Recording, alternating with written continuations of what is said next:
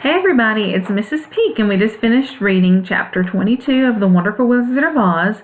And in this chapter, the Dorothy and her friends have just left the forest where the lion became the king of the forest, and they come to some hills, and they hear this voice, and these strange creatures come out from behind the rocks, and they have no arms. And so the Scarecrow, of course, goes first. He's always in the lead. He goes forward. He says, we've got to climb the hill anyways, even though these creatures don't want them to. He's like, we've got to climb this hill. And as he goes forward, these creatures do something really strange. Their head extends from their body on this large, long neck. And it smacks the Scarecrow right in his stomach, and he tumbles down the hill back to his friends. And he tries... And then the lion tries. He's like, hey, I'm gonna roar at them. I'm gonna go and face them. But guess what? And these creatures are called hammerheads. The hammerheads, the head flies up with the long neck, and it smacks the lion in the middle, and he goes tumbling down again. So they're like, well, what are we going to do? We have to climb this hill if we're going to get to the land of the Quadlings. So they come up with a plan to call the Winged Monkeys again. And so they call the Winged Monkeys, and this time they can help. They can take Dorothy and her friends to the land of the Quadlings. So they carry them over this hill with the hammerheads trying to hit them, but their necks won't quite reach the Winged Monkeys up in the sky. So they're safe. The Winged Monkeys bring them back down close to Glinda's castle, and they journey on towards the castle. And when they get there, they come upon these soldiers, and they're all wearing red. So red must be the favorite color of the Quadlings. And everything they see, the houses, the fences, they're all painted red too as they're traveling. They come up to this soldier who's at the castle, and they ask to see Glinda, and the soldier goes and asks Glinda, and she says they're to be admitted at once. So that means they're going to go in right away, aren't they? So that's good. So maybe Glinda's can help. So let's look at your map here. We need to add a few hills if you've got room. It's getting kind of crowded, isn't it? Some hills here after the forest. That's where the hammerheads lived. The Winged Monkeys took them across.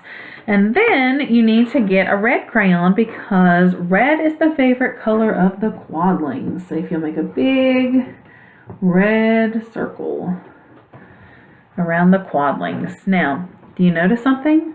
We've got red and yellow and blue on the outside edges. These are, what kind of colors? Red and yellow and blue. Those are primary colors, aren't they? They're the three colors that you can mix together and create all the other colors. Remember, we already mixed the yellow and the blue to make green, didn't we?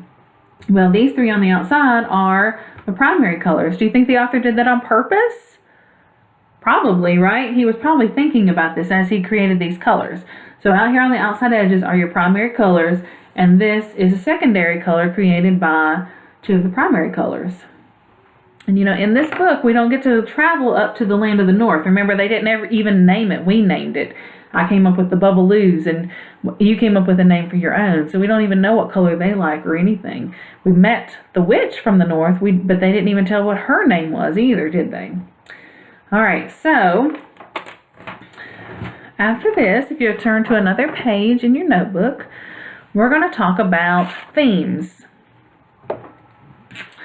So if you'll write that at the top of your paper, there are several themes in this book.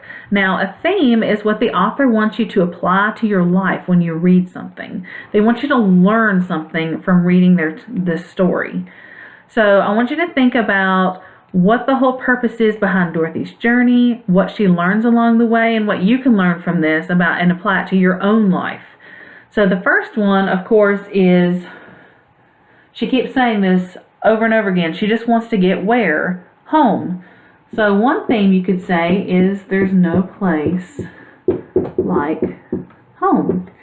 And you can prove that because Dorothy keeps saying over and over again, I just want to get home. I just want to get home. Even though this is a beautiful place, it doesn't matter. I want to get home to my family. So that happens over and over again.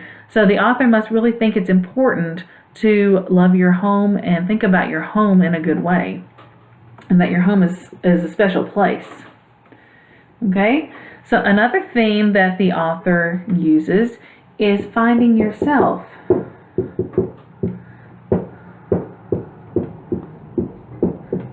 Some of the characters seem really lost at the beginning of the story. The Scarecrow, the Tin Man, and the Lion. They don't know about themselves.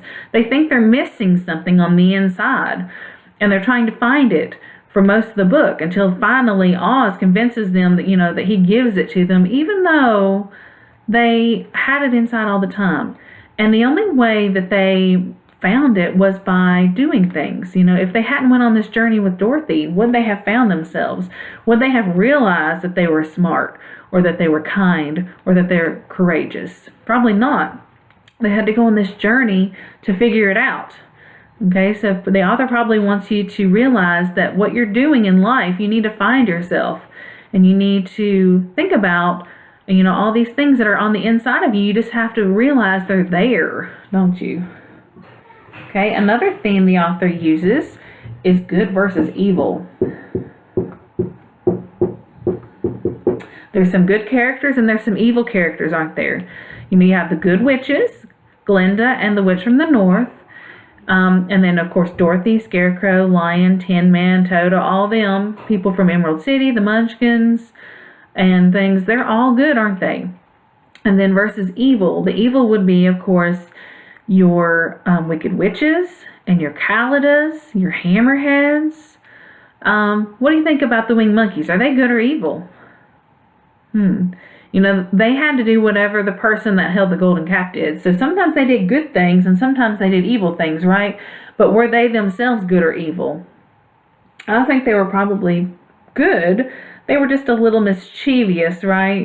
They told about how they got to be, how they were made to do all those things for the golden cap because they had done some bad things, some not some nice things. But I don't think they were overall evil. I think they had to do some maybe evil things for the Wicked Witch because they had to, because they were made to. So I think the author wants us to realize that good will overcome evil because Dorothy has overcome all the evil. She's killed the wicked witches. She's got past the hammerheads, the Kalidas, all these things. And good is overcoming the evil, isn't it? And then the last one that I'm going to talk about is friendship. That friendship is really important. The author must think that's really important because Dorothy becomes friends with all these characters and they help each other out no matter what. Even though the Scarecrow could have stayed in Emerald City and been the ruler when Dorothy wanted to go to the land of the South, he could have stayed there and been fine. But he decided he was going to go with his friend. And the Lion could have wimped out and not helped his friends when the Kalidas were coming to try to, kill them. But he didn't. He helped them out. And the Tin Man, he was always there to make things and help them out. He created the raft. He created the ladder. He helped face all these different enemies. And so they all help each other out. So I think the author believes that friendship is really important. And you should always try to look out for your friends.